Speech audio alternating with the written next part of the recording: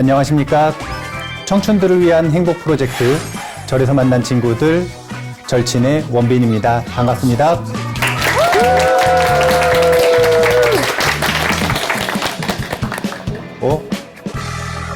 모르는 패널이 있는데요? 승무기가 얼굴을 바꾸고 왔나요? 인사 좀 해주세요. 네. 제 소개를 간단하게 말씀드리면 저는 동국대학교 불교대학에 다니고 있는 1, 2학번 강창호라고 합니다. 만나서 반갑습니다. 1, 2학번과 1, 4학번 사이에도 계급이 존재하는 건가요? 거의 뭐 월고회를 넘는 수준이 아닐까요? 고회 수준의 그 강이 흐르지 않을까요?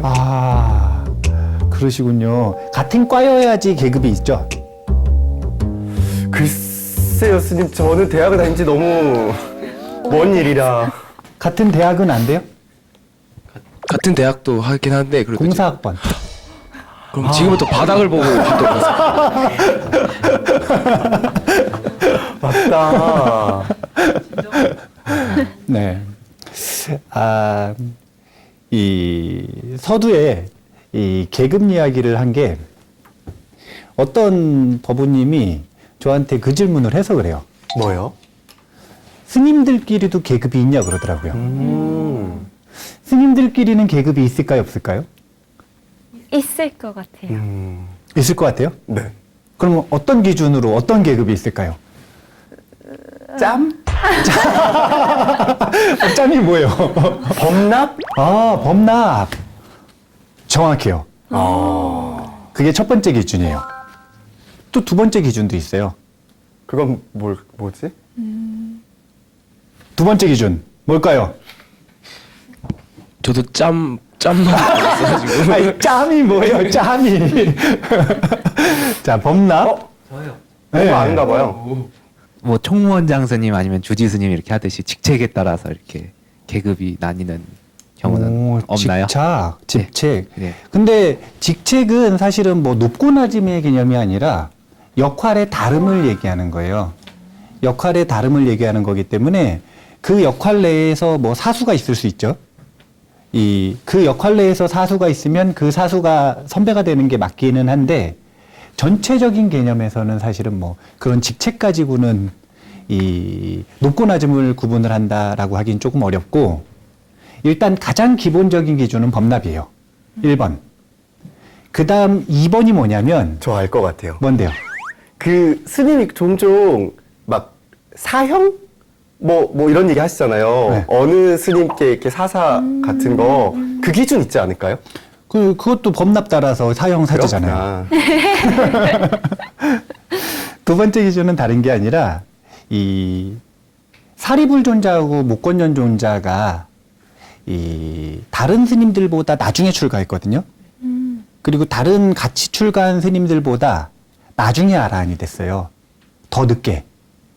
그 같이 출가한 스님들이 누구냐면 원래 사리불존자하고 목건연존자 제자들. 그 제자들보다 아라한이 늦게 됐어요. 그럼에도 불구하고 범납도 늦고 아라한도 늦게 됐는데 상수제자 둘로 부처님께서 구분을 하신 거예요. 이 목건연존자하고 사리불존자를 쉽게 얘기하면 오른팔 왼팔로 한다. 교단에. 이게 지금 높고 낮음이 어느 정도 정해진 거잖아요. 네. 네. 그게 당시에 이제 범납의 기준에 맞지 않기 때문에 사실은 스님들끼리 이 말들이 많았어요. 분쟁이 많았어요. 근데 그걸 잠재운 한마디가 부처님께서 지혜의 깊이로 깨달음의 깊이로 이제 그 상수제자와 일반 제자를 구분한다라고 하는 기준을 세워주셨어요. 그러니까 두 가지라고 보면 돼요. 표면적으로 형식적으로는 범납이 높고 낮음. 그 다음에 그 뒤에 보이지는 않지만 암묵적으로 깨달음의 깊이에 따라 사실은 계급이라고 할 건 없고 이 좌차가 정해진다 이렇게 보면 돼요. 스님들한테도 그러니까 바깥에서의 계급과는 다르지만 다른 형식의 계급이 존재하는 거죠. 네. 이 범납으로서 계급을 정한다라고 하는 것이 극적으로 표현되고 있는 부처님 당시의 일화가 있어요. 그게 뭐냐면 이 부처님 여러 제자 중에 10대 제자가 있죠. 10대 제자 기억할 수 있을까 한번 볼까요? 백설버부님. 지게제일 누구예요? 네. 지게질. 누가 빨리 좀 도와줘봐. 지게제일. 불교학과. 영모버부님. 대본에 없슈. 뭐. 지게제일 우바리 존자. 네. 네, 우바리 존자. 근데 이 우바리 존자가 출가할 때 이제 그 기준이 명확하게 드러나는데 우바리 존자는 석가족 왕족들의 이발을 담당하던 이발사입니다. 그러니까 이 신분이 다르죠. 네. 석가족 왕족들이 다 같이 출가를 한다 그러니까 우바리 존자가 본인도 출가를 하고 싶은 거예요. 그래서 저도 데리고 달라고. 그래서 출가하겠다고 다 같이 갔는데 이제 중국 문화권에서 한문경전에서는 이 번역이 어떻게 됐냐면 다 같이 왔는데 우바리 존자가 먼저 왔기 때문에 이 다른 왕족들보다 더 좌차가 위로 됐다. 이렇게 되어 있지만 사실은 초기 경전 니까야에 보면 그거보다 조금 더 생생한 모습이 그려져 있는데 그게 뭐냐면 먼저 왔기 때문이 아니라 같이 왔어요. 같이 왔는데 석가족의 왕족인 이 한 스님이 출가를 하시면서 하시는 말씀이 있는 거예요. 그게 뭐냐면 우리는 왕족이기 때문에 교만하다 이거예요. 그래서 만약에 우바리 존자가 먼저 출가해서 선배가 되지 않으면 무시할 거다 이거예요. 그래서 우바리 존자를 먼저 머리를 깎여주시고 즉 먼저 출가한 걸로 해주시고 저희는 그것보다 좌차가 낮도록 하겠습니다. 라고 함으로써 이 출가의 순서를 결정하는 장면이 나와요. 이렇게 왕족과 이발사라고 하더라도 출가하기 전에 왕족과 이발사라 하더라도 와서 머리 깎은 순서대로 좌차를 결정을 하는 게 불교의 방식인 거예요. 그러면 왜 출가하기 전에 뭘 했는지가 출가한 이후에 순서를 결정할 때 아무런 의미가 없을까요? 심지어는 출가 전에 수행을 많이 했든 적게 했든 그것도 상관없어요. 수행을 많이 한 스님이 수행을 적게 한 스님보다 늦게 출가했으면 후배라. 뭐 때문일까요? 혹시 아상을 버리기 위함인가요? 정확하게 제가 의미 설명을 해볼게요. 저 말을 받아서.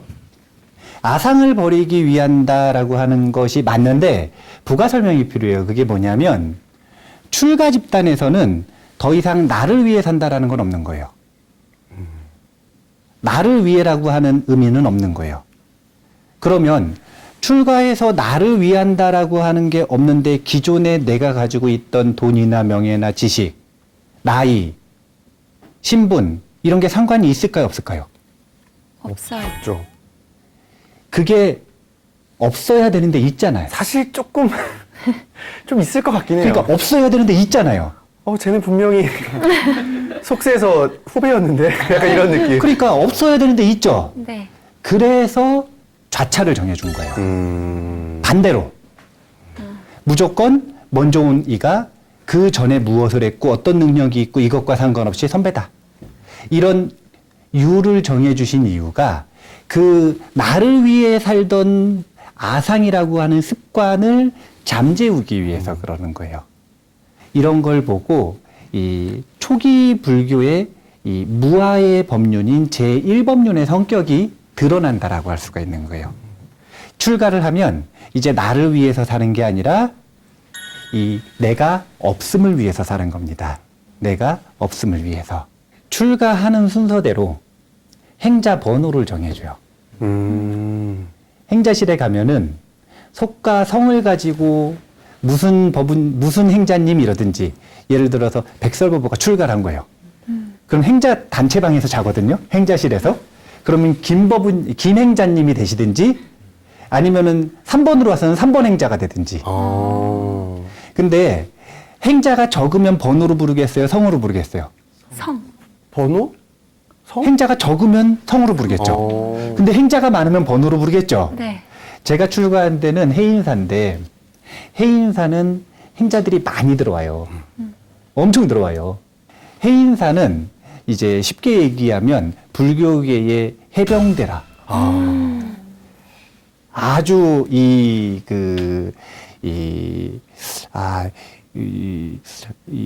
좀 센 걸 뭐라 그래? 좀 교상한 말로. 다소 환경이 혹독하다. 혹독한. 네. 네. 아주 혹독한 환경에서 트레이닝을 받기 때문에 한 100명이 들어오면 행자실에 들어왔다가 행자라는 이름도 못 받고 가시는 분이 90분 정도 되세요. 행자라는 이름을 받기 위해선 3,000배를 해야 되는데 행자라고 불리기 위해선 그러면 그 3,000배를 해서 행자로 남는 10명 중에 결국은 스님이 되는 사미계를 받는 건 1명 정도 돼요. 그러니까 100명이 들어오면 1명 정도 이제 끝까지 스님이 된다라고 볼 수가 있어요. 그렇게 혹독한 환경인데 이제 저하고 뒤에하고 있는 벌써 얘기를 했네. 자, 얘기했으니까 그냥 할게요. 제가 7번. 네. 그 뒤에 행자님이 8번. 그 뒤에 행자님이 9번 행자님이라. 이 세 명이 사실은 같은 날 들어왔어요. 9번 행자님은 네. 출신이 이 마도로스 출신이에요. 이 멀리 가는 배의 부선장. 그래서 이 부선장은 어떤 역할을 하는 거냐면 키를 딱 정확하게 잡아놓고 자신의 일을 하다가 또 점검해서 틀어졌으면 다시 잡고 또 자신의 일을 하다가 그러면 한 6개월 정도 이 배를 타면 시간이 많을까요, 적을까요? 많을 거. 배 위에서 많겠죠. 네. 그 행자님은 출가하기 전에 배 위에서 매일 1,000배씩 하던 절수행을 와. 매일 1,000배씩 하던 절꾼이라. 절꾼. 그러니까 출가하러 왔어요, 해인사에. 네. 이제 마도로스 그만두고 본인 스님 되겠다고 출가하러 왔어요. 그러면은 바로 행자실로 갈까요? 법당으로 갈까요? 절꾼이니까 절을 하고 출가를 해야 될 거 아니에요. 그렇구나. 그래서 빈 정각에 가가지고 혼자서 한 1,000배 정도 하고 오신 거예요.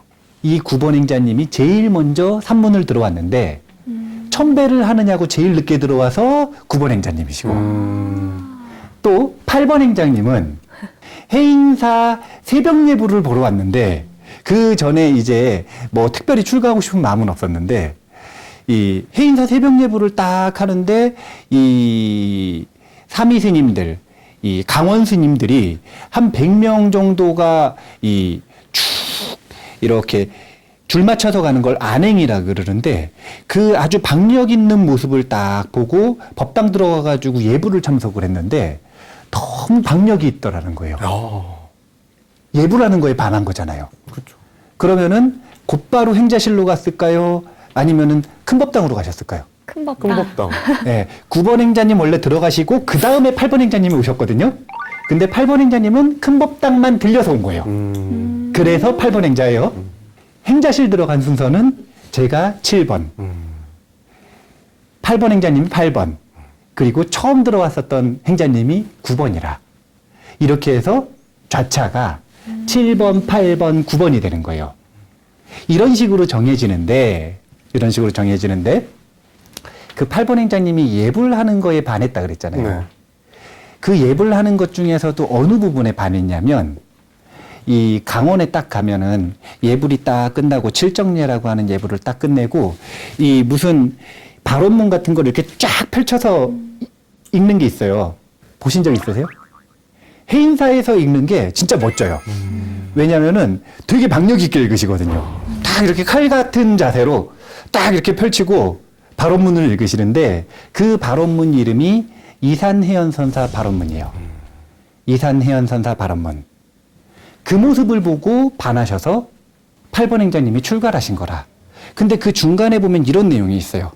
어떤 내용이 있냐면 내 모양을 보는 이나 내 모습을 보는 이는 보리마음 모두 내어 윤회고를 벗어나되 화탕지옥 끓는 물은 감노수로 변해지고 검수도산 날생 칼날 연꽃으로 화하여서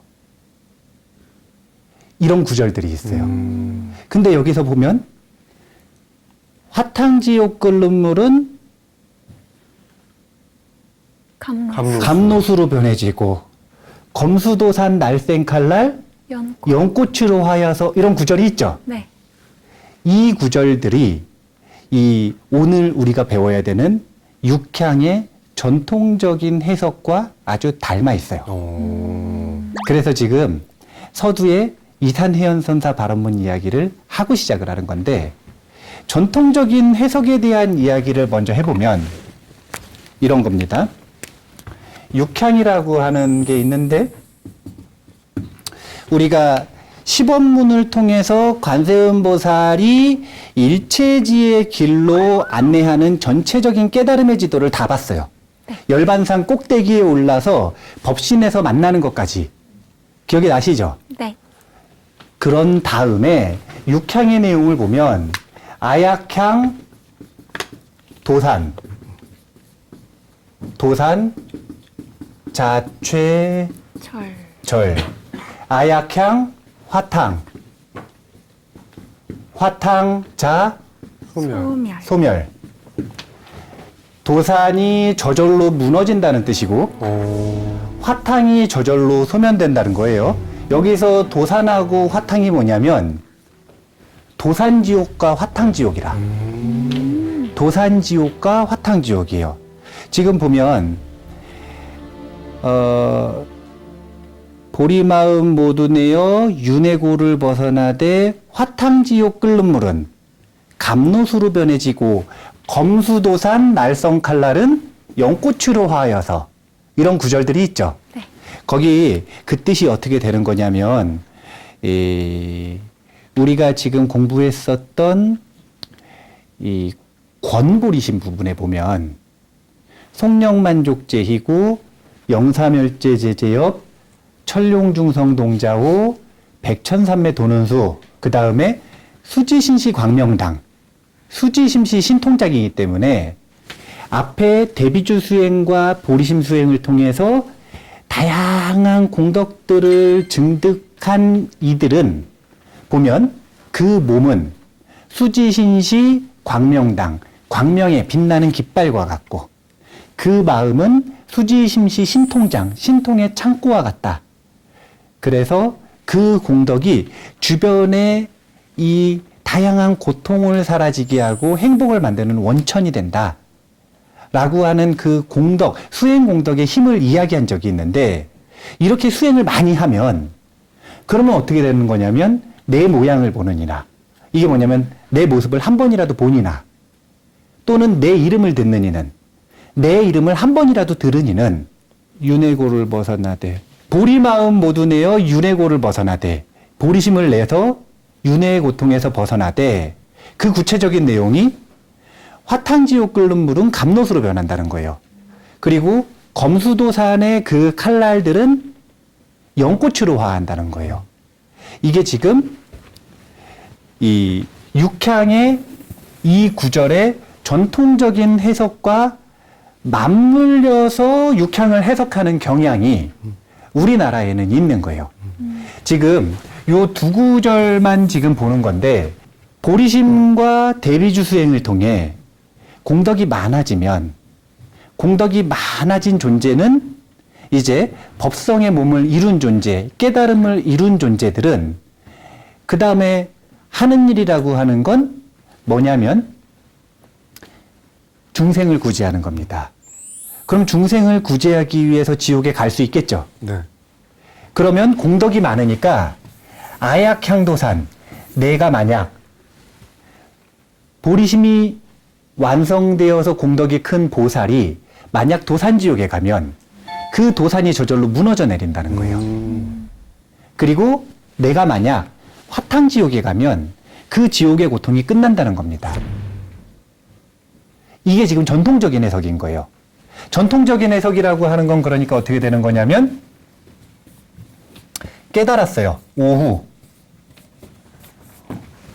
깨달음 이후에 무엇을 하는 것을 이야기를 하고 있는 거냐면 보살행을 통해 중생구제를 하고 있는 모습을 보여주고 있는 걸 육향이다라고 전통적으로는 해석을 한다는 거예요. 지옥에 가면 지옥이 말라버리고 아귀에 가면 아귀의 탐욕이 저절로 사라지고 아수라에게 가면 아수라 승질내는 거 끝나고 축생으로 가면 축생의 어리석음이 끊어진대요. 공덕이 크니까. 이미 그 존재는 수지신시 광명당이고 수지심시 신통장이기 때문에 아주 밝은 지혜의 깃발과 같고 큰 공덕이 있기 때문에 신통의 창고와 같기 때문에 그렇게 된다는 거예요. 근데 이건 전통적인 해석이라고 이야기를 하는 건 전통적이지 않은 해석이 있을까요, 없을까요? 있죠. 있어요. 전통적이지 않은 해석을 해보려고 그래요. 근데 그러려면 문제 제기를 먼저 해야 돼요. 여기서 지금 전제가 뭐냐면 깨달음 이후죠. 잘 생각을 해보세요. 안 깨달았어요. 못 깨달았어요. 예를 들어서 재금법부님 깨달았어요? 못 깨달았죠 아직. 아, 못 깨달았어요? 네네. 아, 그럼 못 깨달았으면 네. 재금법부가 지옥에 가요. 도산지옥에 가요.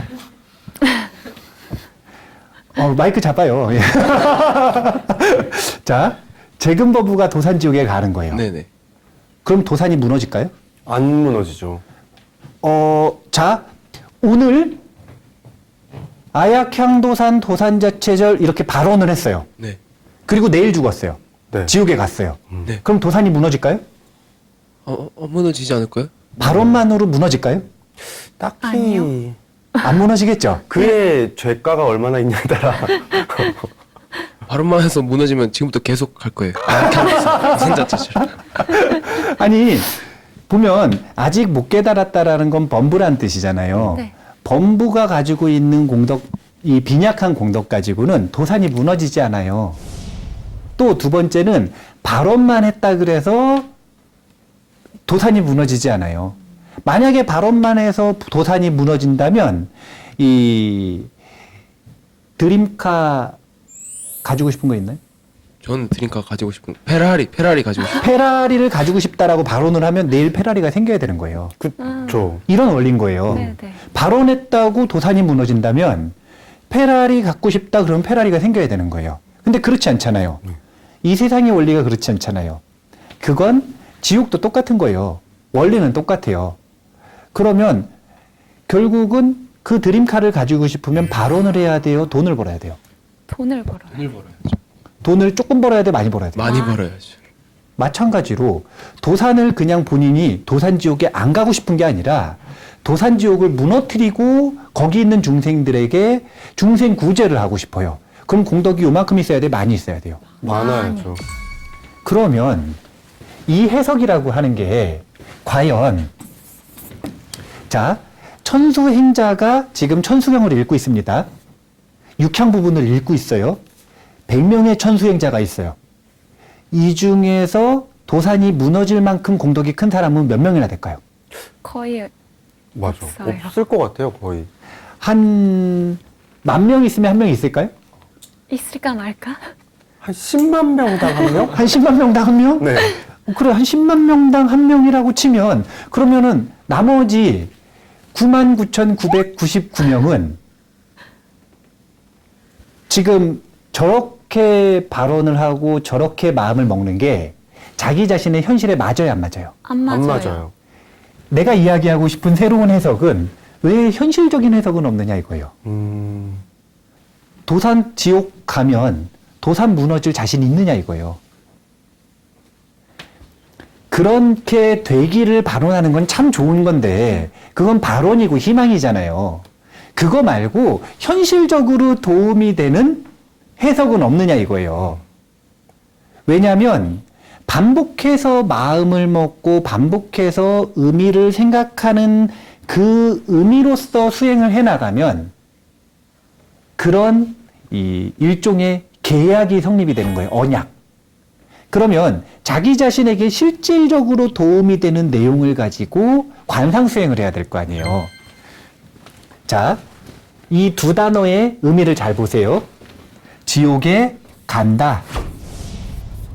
지옥에 끌려간다. 자, 지옥에 간다, 지옥에 끌려간다. 뉘앙스가 같아요, 달라요? 달라요. 자, 가는 건 대보살일까요? 아니면 초신보살일까요? 대보살. 대보살? 대보살은 가겠죠. 네. 대보살은 가겠죠. 근데 초신보살은 끌려갈 수 있어요. 왜냐하면 보리심을 일으켜서 보살이 되긴 됐는데 수행을 충분히 하기 전에 한 달 뒤에 죽은 거예요. 그럴 수 있잖아요. 죽으면 언제든지 찾아올 수 있으니까.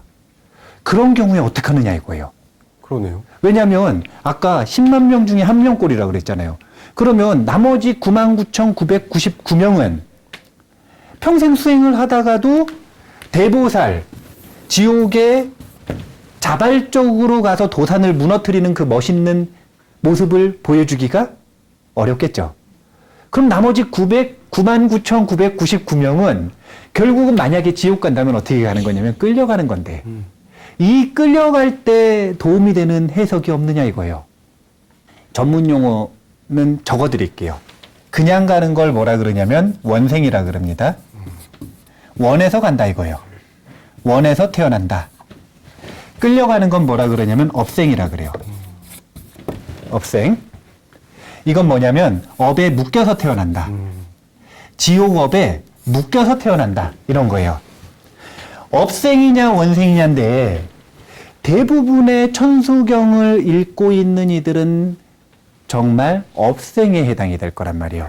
그래서 전통적으로 원생적인 해석이 참 멋있기는 하지만 비현실적이기 때문에 확률적으로 볼 때 원생적인 해석을 우리가 반드시 알아둘 필요가 있어요. 그게 뭐냐면, 자, 업생의 입장에서 보면 지옥에 왜 가냐면 끌려가는 거예요. 다른 게 아니에요. 끌려가는 거예요. 수행을 정말 하기로 마음을 먹었고 중생구제를 하기로 마음을 먹었어요. 보리심을 일으켰다는 거예요. 그런데 할 시간이 없었거나 시간은 많았는데 게으렀거나 그러면 공덕을 충분히 만들기 전에 죽음을 맞이해서 자기가 가지고 있는 악업을 해결을 못한 거예요. 그러면은 지옥에 갈 수도 있는 거예요. 근데 그건 지금 끌려가는 거잖아요. 끌려갔을 때 똑같이 읽어요. 아약향도산 도산자체절. 읽기는 똑같이 읽어요. 나도 지금 도산지옥에 끌려간 거예요. 그런데 그때 역시 도산이 무너진대요. 이거는 지금 내 힘으로 무너지는 거예요? 너무의 힘으로 무너지는 거예요? 남의 힘. 남의. 너의 힘으로 무너지는 거라. 그러면 지금 끌려가는 사람 입장에서는 자기가 도산을 무너뜨리겠다는 거예요? 아니면 도산을 무너뜨려 달라는 거예요? 달라는 거죠. 무너뜨려 달라는 의미인 거예요. 나도 일체지자가 될 때까지 수행을 할 거고 공덕을 쌓을 거기 때문에 충분히 공덕이 많아져서 대보살이 되면 당연히 중생을 위해서 원생으로 도산에 가서 도산을 무너뜨려 주겠죠.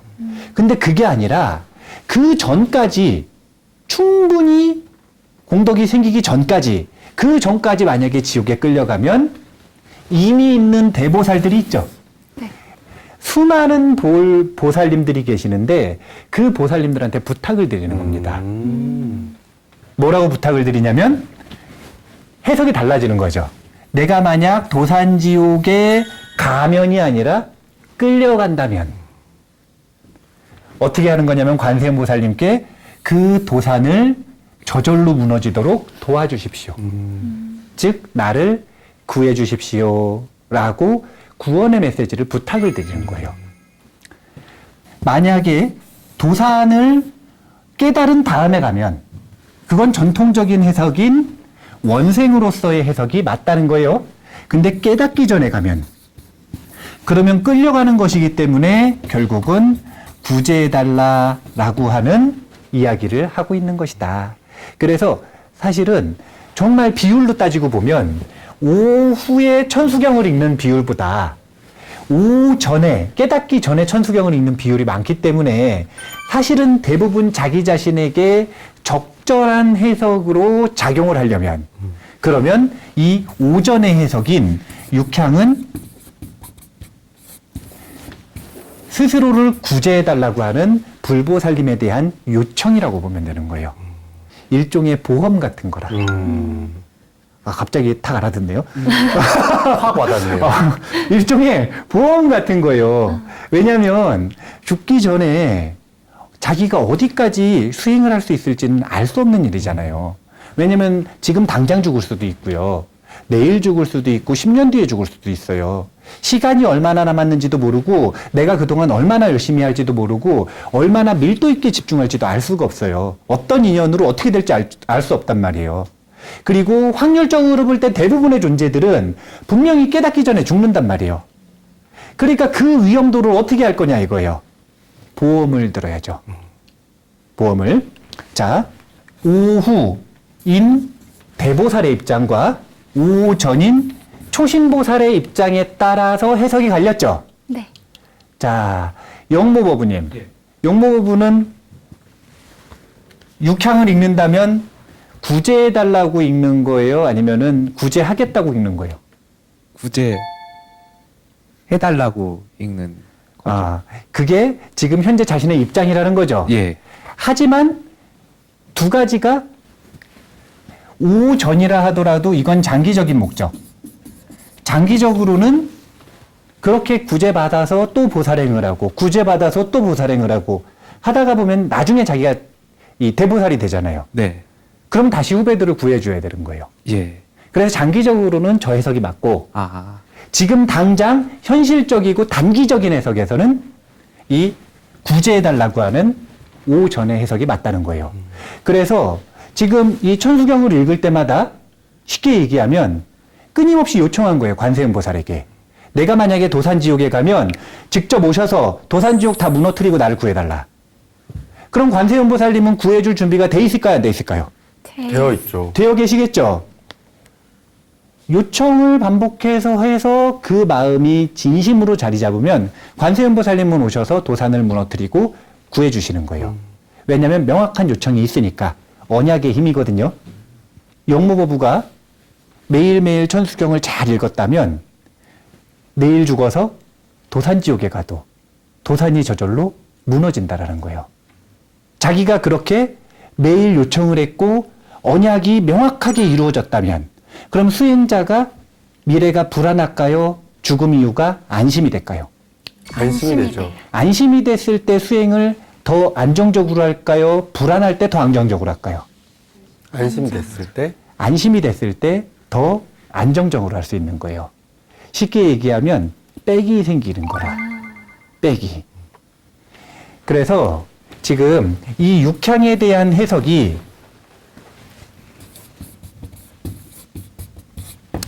전통적인 해석은 보살이 누리는 권리와 의무가 있어요.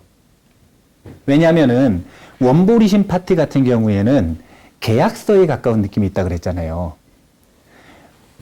권리와 의무가 있는데 지금 이 구제해달라라고 하는 이 해석을 놓고 보면 구제해달라. 이거는 지금 의무예요? 권리예요? 권리? 자, 이게 권리죠? 그러면 뭐가 의무냐면 앞에 있는 10원 이 보리심을 일으키고 보리심을 완성하는 수행의 순서에 따라 그것을 잘 독송하고 그걸 잘 실천하는 게 수행이 의무가 되겠죠. 10원이라고 하는 이 과정을 통한 수행을 완성해 나가는 게 의무가 되는 거예요. 그런데 또 이거는 초신보살의 입장이고 초신보살 말고 대보살의 입장이라고 보면 또는 대보살에 가까운 존재의 입장이라고 보면 그 존재는 구제하겠다죠. 네. 일체 중생을 구제하겠다. 10원에서 일체지에 가고 그 다음에 지혜안을 얻고 그 다음에 속도 일체중 일체중생을 구제하겠다고 했잖아요. 그걸 지키는 거예요. 이건 의무에 가까워요? 권리에 가까워요? 의무. 의무에 가깝죠. 그럼 이에 대한 권리가 있겠죠. 그게 뭐냐면 10원이에요 또. 왜냐하면 이미 구제할 만큼 어느 정도 증득된 공덕과 깨달음과 힘이 있는 거죠. 네. 그러면 깨달음을 완성하는 길을 배우고 싶은 거예요. 10원이라고 하는 깨달음의 지도를 얻는 것 자체, 배우는 것 자체, 그걸 실천할 수 있는 것 자체가 이 대보살들에게는 권리입니다. 그래서 이미 가치 체계가 그렇게 바뀌어 있고 수행의 공덕이 크고 깨달음에 가까운 존재들에게는 10원의 이 정보가 사실은 목숨을 바쳐도 아깝지 않은 정보인 거예요. 이제 초신보살인 재금보부 입장에서는 이 10원을 매일 읽고 실천하고 수행해야 된다 그러면 그게 권리처럼 느껴지지 않고 뭔가 의무처럼 느껴지는 거죠. 그게 가치관이 얼마나 바뀌었느냐. 그 차이인 거예요. 이 이야기를 왜 하냐면 이 원보리심이 지도의 역할도 하지만 계약서 같은 느낌이 있다 그랬잖아요. 그리고 계약서에는 항상 권리와 의무가 함께 있습니다. 쌍방 간의 권리와 의무가 함께 있어요. 관세음보살님은 이 보리심을 일으키고 수행을 하고 있는 대비주 수행을 하고 있는 천수행자들에게 어떤 존재냐면 선배 같은 존재예요. 왜냐하면 보리심을 완성했으니까요. 그러면 우리는 후배가 되겠죠. 후배. 선배와 후배 간에 권리와 의무를 명확하게 보여주는 건데 이 후배가 이 어떤 수준에 있느냐에 따라 이 권리와 의무가 여기 보면 10원이 의무가 되기도 하고 10원이 권리가 되기도 하고 육향이 권리가 되기도 하고 의무가 되기도 하고 이렇게 서로 간에 교차하는 거예요. 그런데 분명한 건 자신의 수준이 어떻든 상관없이 그 나머지 우리 입장에서 권리가 이익인 거잖아요. 이 이익을 주는 선배는 도와줄 준비가 돼 있다는 거예요. 자기가 만약에 초신보살이면 육향의 권리를 요구했을 때 관세음보살님은 우리를 도와줄 준비가 되어 있다. 선배가 후배를 당연히 이끌어야 되듯이. 그리고 내가 지금 이미 관세음보살님의 가까운 깨달음을 이룬 상태라 하더라도 아직 한 끗 못 넘어간 그 깨달음 있잖아요. 그 깨달음을 위한 지도와 정보, 가르침을 줄 준비도 되어 있다 이거예요. 아주 기쁘게. 그래서 우리가 관세음보살님한테 항상 보면 이 관세음보살님의 특징이라고 하는 게 인기투표 1위라. 중생들한테 인기투표 1위예요. 소원 들어주는 보살님이라 그래요. 원하는 소원이 있으면 소원 들어주는 보살님. 그런데 소원을 들어달라라고 얘기하는 건 권리예요, 의무예요? 권리죠. 권리. 말할 수 있는 권리죠. 네. 권리를 요구하려면 뭘 해야 돼요? 의무이행? 의무이행을 해야 되는 거예요. 이게 관세음보살님한테 연부라고 관세음보살님이 알려주신 대비주 수행을 했음에도 소원이 이루어지지 않는 비밀인 거예요. 관세음보살님은 이미 우리를 도와줄 준비가 다 돼 있습니다. 언제든지 우리를 도와줄 수 있는 마음의 준비도 돼 있고 살펴보시는 관찰도 되어 있고 그리고 이 도와줄 수 있는 준비까지 다 맞춰 놓으셨어요. 그런데 우리가 의무를 다하지 않는 한 그 도움을 받을 수가 없다는 거예요. 이걸 보고 가피라고 하는 단어를 알 수가 있는 건데 항상 보면은 가피를 요청을 하잖아요. 그런데 가피는 가는 누구의 역할이냐면 불보살님의 역할이에요.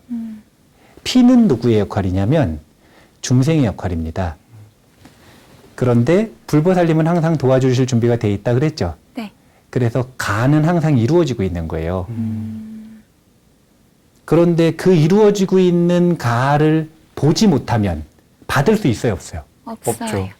그래서 눈먼 중생은 이미 항상 이루어지고 있는 가를 받지를 못하는 거예요.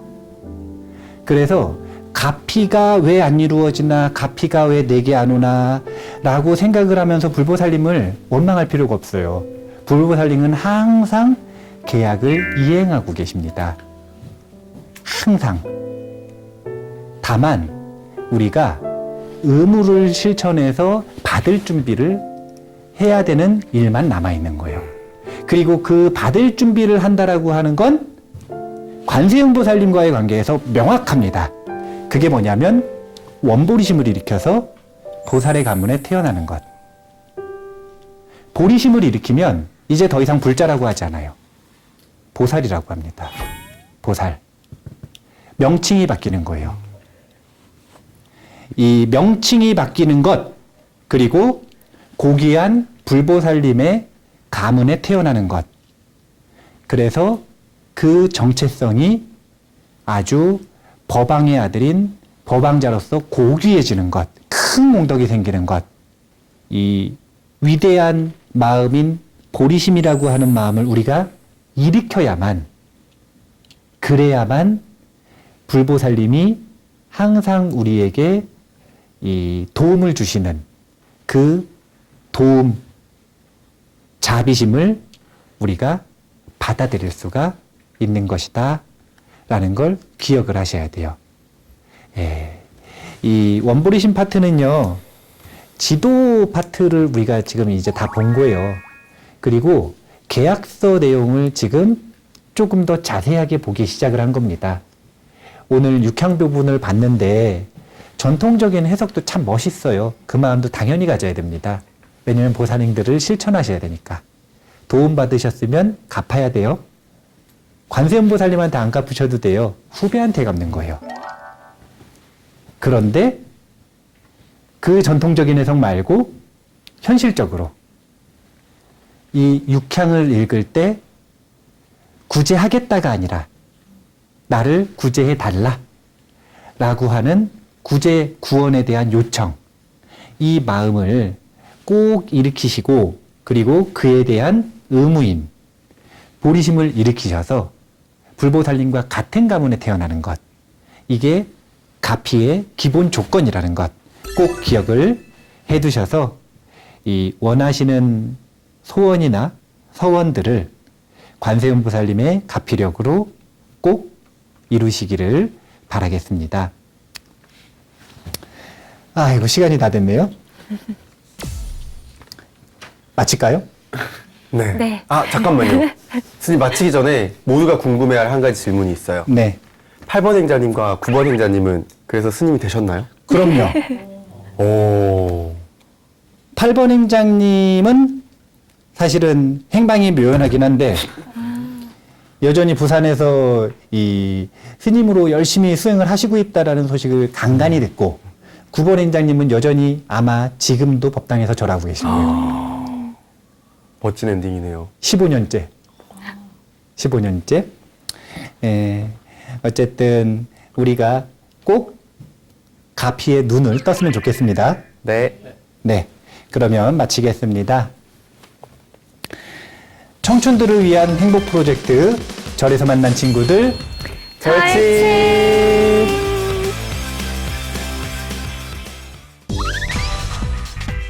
막 132번 행자도 있는 거 아니에요? 132번 행자는 없었어요.